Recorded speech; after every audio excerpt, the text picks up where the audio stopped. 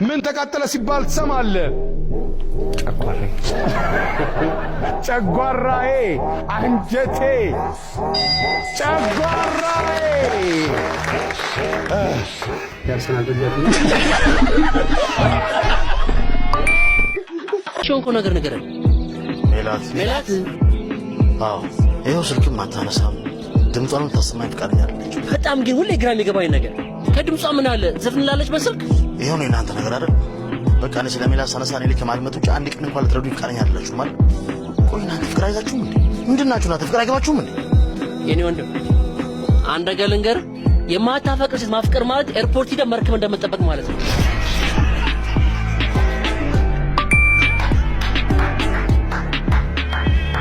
ሴትዮ